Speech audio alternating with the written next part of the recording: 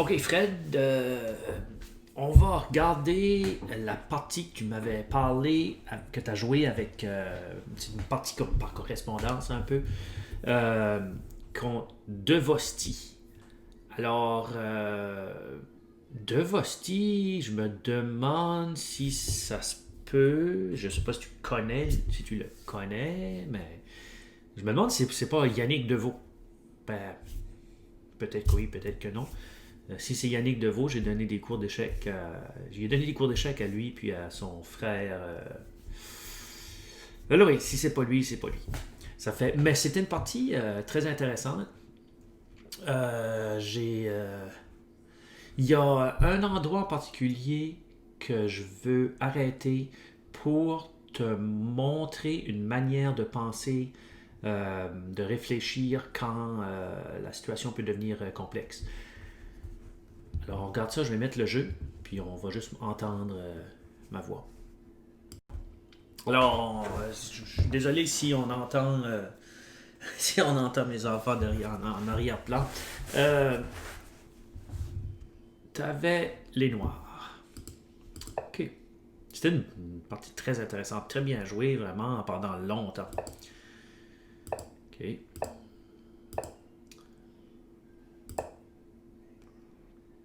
Ok, ici, ça c'est le coup à jouer, là.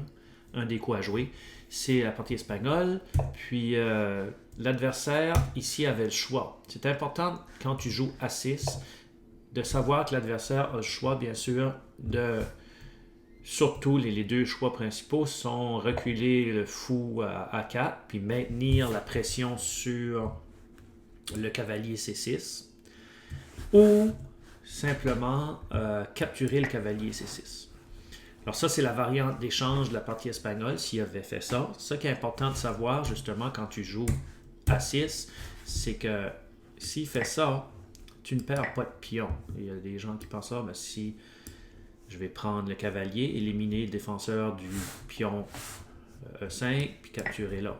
Ça, c'est pas un bon coup parce que, étrangement, ici, les noirs peuvent sortir la dame très tôt, mais c'est une bonne manière de reprendre le pion. Alors, tu attaques le cavalier, puis le pion, puis tu vas reprendre le pion, puis les noirs n'ont aucun problème de développement. Les noirs aussi être importants, ont la paire de fous. Qui va leur procurer au moins une égalité facile. Ça fait que c'est une des raisons. Puis ça aussi, dans une de tes parties, comme on avait dit, là, que tu joues à 6 des fois, juste comme ça, c'est que le fait que des fois, vraiment ici, les Noirs n'ont pas peur d'échanger le cavalier pour le fou. Okay?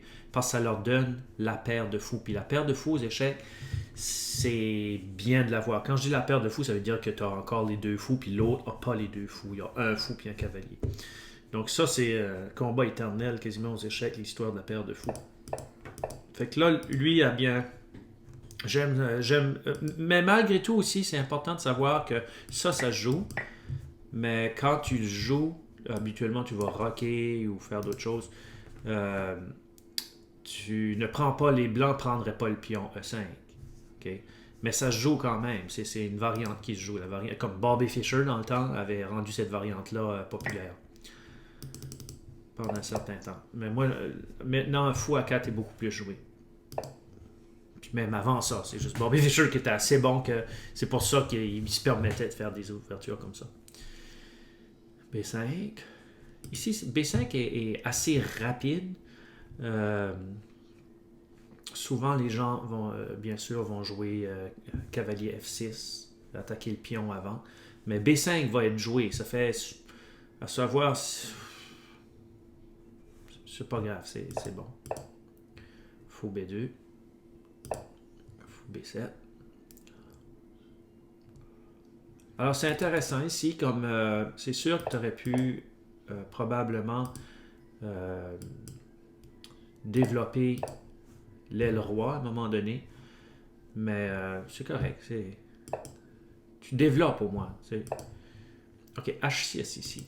H6 ici, c'est assez différent, mais dans ce cas ici, je pense pas que c'est pas trop grave parce que les noirs vont réussir de toute façon à sortir leurs pièces. Euh, Puis peut-être, moi, de mes goûts, vraiment, dans ce cas ici, OK, c'est sûr qu'on voit H6, c'est pour empêcher probablement le cavalier de s'installer là. Euh, dans ce cas ici, je pense que c'est pas mauvais parce que ça n'empêchera pas que tu vas être capable de sortir tes pièces. Okay? Parce qu'il faut encore que les blancs rock puis qu'ils sortent leurs pièces eux aussi. Donc c'est pas du monde. Fou C5, oui. OK. Sur une diagonale plus active probablement que ici. Ça aurait pu jouer aussi. Fou A7. Mais étant donné que maintenant H6 empêche le cavalier de jouer là, Fou A7, c'est vrai que deviendrait moins bon peut-être. Fou C5 est bien. Comme je disais, attaque F2.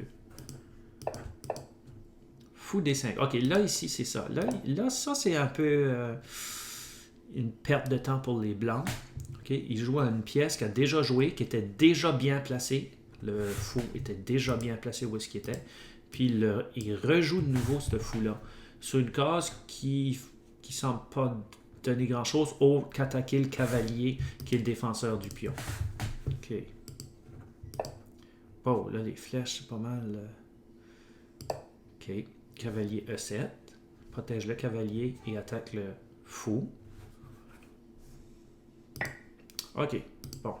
Si c'était comme une petite tactique, mais c'est une tactique qui ne fonctionne pas vraiment pour les blancs.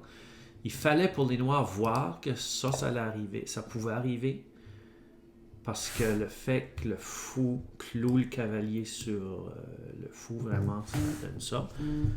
Et j'ai un autre appel. Donc oui, en jouant le cavalier comme que tu as fait ici, c'est important de réaliser. Ben, c'est assez dur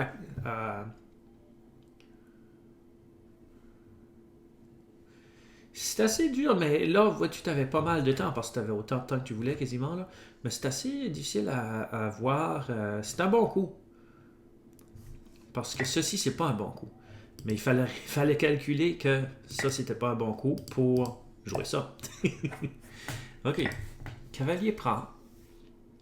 Là, ben non, je veux dire, c'était pas si complexe. Cavalier prend le fou. OK. Si le pion prend cavalier, tu gagnes une pièce. Alors, si pion cavalier, tu gagnes une pièce. Là.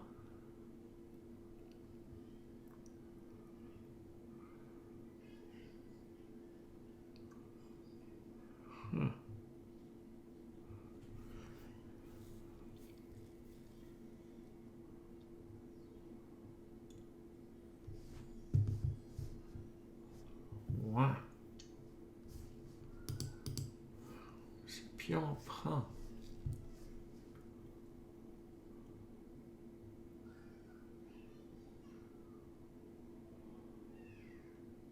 C'est une position assez complexe ici.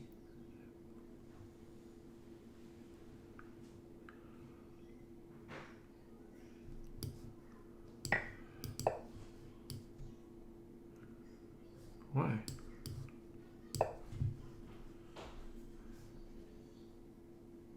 Ouf. Ok, ça nous prendrait pas mal de temps avant de trouver qu'est-ce qu'il a trouvé. Mais ok, lui a décidé de prendre le cavalier. Et là, c'est ici. Quand tu arrives à des situations où est-ce que c'est comme complexe, comme celle-ci, c'est pas mal complexe. Quelqu'un pourrait dire, OK, il a pris mon cavalier, je vais prendre le sien, comme tu as fait.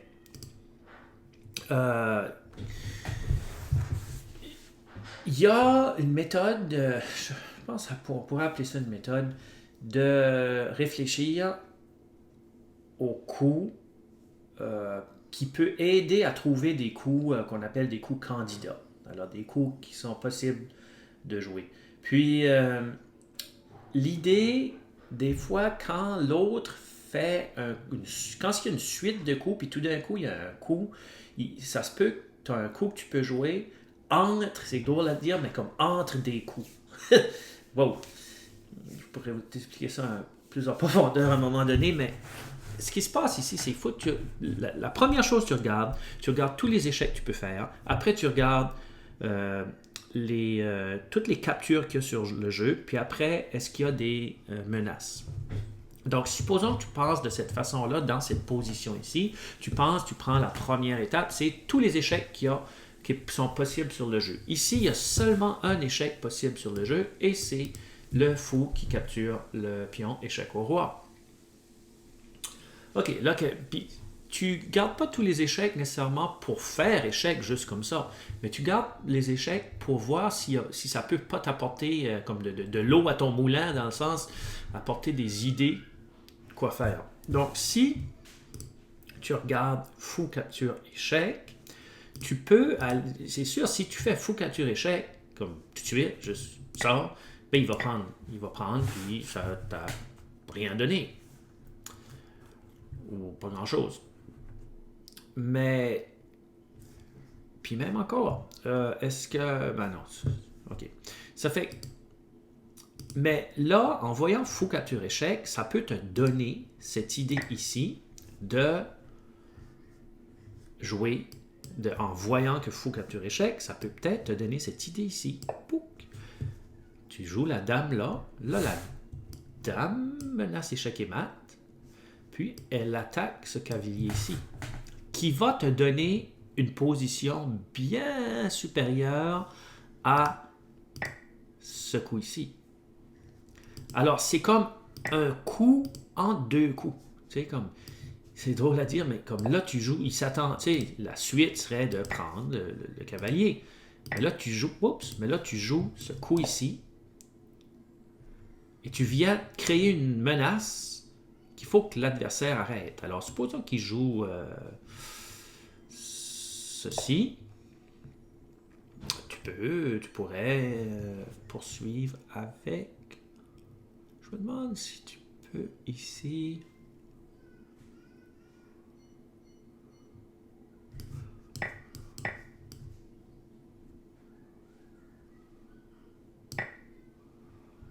Ouais, avec ceci.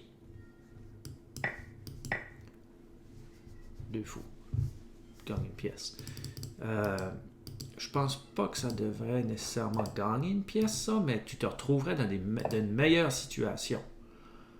Alors, mais c'est qu'il faut trouver dans ce temps-là, comme je suis sûr que probablement ce que tu te concentrais, c'était soit cette capture-ci, soit cette capture-là, peut-être même celle-ci, mais quand tu utilises comme cette façon de penser-là, dans le sens que tu arrives où est-ce que c'est qu'il y a comme une position clé, tu utilises, puis il y a d'autres façons aussi, là, mais il y a une façon classique, c'est que tu regardes, puis quand tu fais des problèmes d'échecs, regarde tous les échecs, regarde toutes les captures qu'il y a sur le jeu, et les menaces, puis après, là, tu te fais une idée.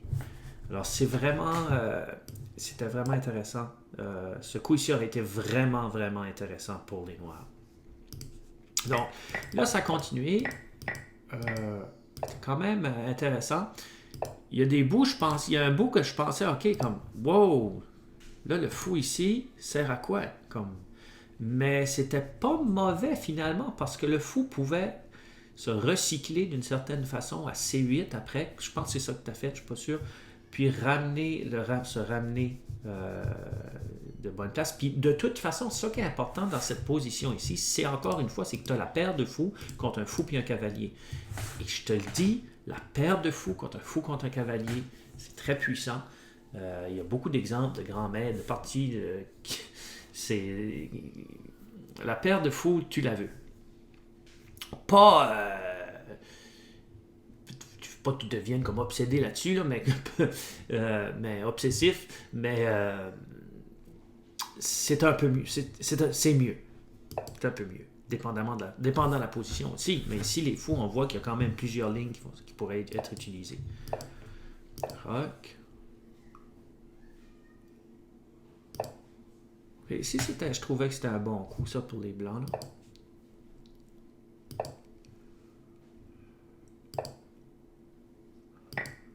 OK. Ceci, tu veux garder ta paire de fous. Puis les blancs, en principe, veulent échanger un fou pour un cavalier, ou même un cavalier pour un fou. Donc ça, tu perds un peu de ton avantage ici en jouant. Il aurait dû échanger les fous. Même ici, il aurait dû échanger les fous. Mais là, c'est toi qui l'as échangé. Alors, ça aurait probablement même été mieux, même jouer quelque chose comme ça, puis peut-être même un jour, pas tout de suite, essayer de mettre le fou sur la longue diagonale, ou gardez les fous. Gardez les fous.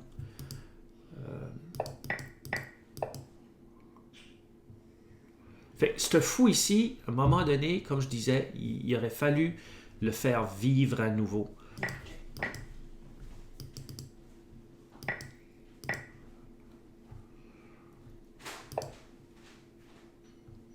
Et ici,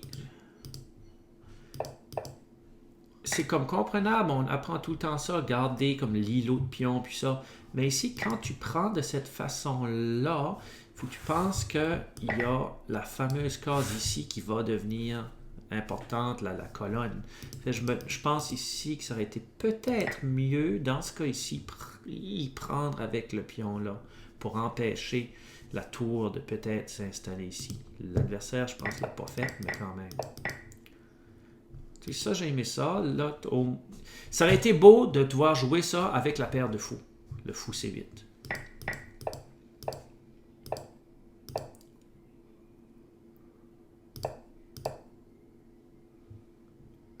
Ah, tu fais... OK.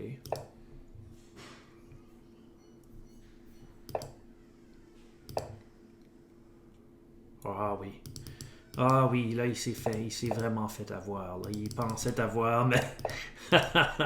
ouais, ça, c'était...